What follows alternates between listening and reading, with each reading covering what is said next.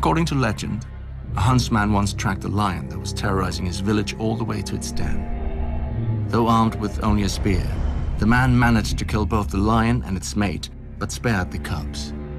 This mercy so pleased the old gods that they sent a shaft of sunlight deep into the cave, gleaming off golden walls. The hunter became a miner and built a ring fort to guard his new wealth. Nobody ever asks what happened to the cubs.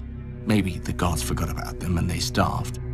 Maybe there never were any cubs or lions or hunter. Doesn't matter. Someone found enough gold in that cave to buy whatever truth he wanted, along with a castle that he'd name after his new family. Casterly Rock.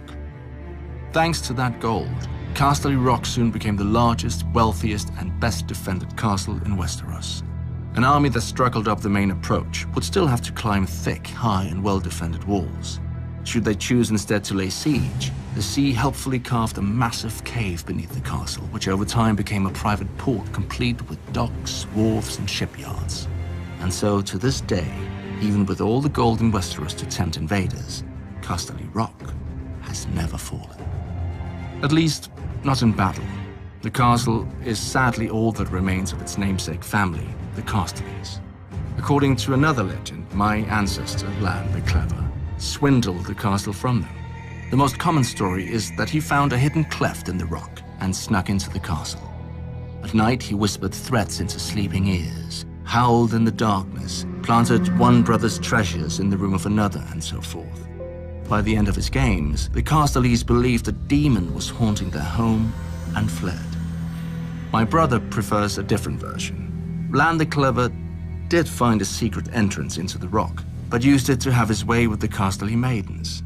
Eventually, the girls gave birth to golden-haired bastards, and the Casterlys had no choice but to accept their father into the family. In gratitude, he changed the family name to honor himself, and House Lannister was born. The Casterlys used the gold of the rock to become lords. The Lannisters became kings. For thousands of years, the Kingdom of the Rock ruled the Westerlands.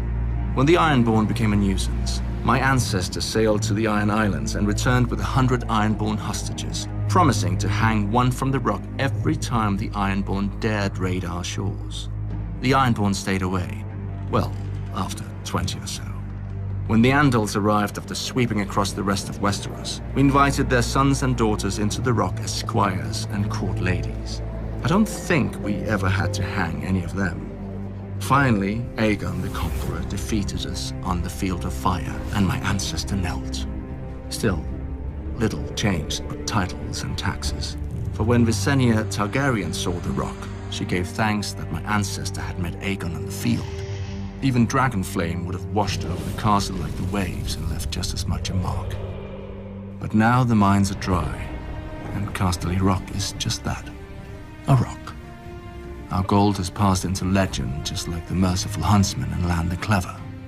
As will our family if we lose this war. Unlike the Casterlys, however, we won't even have a castle to remember our name.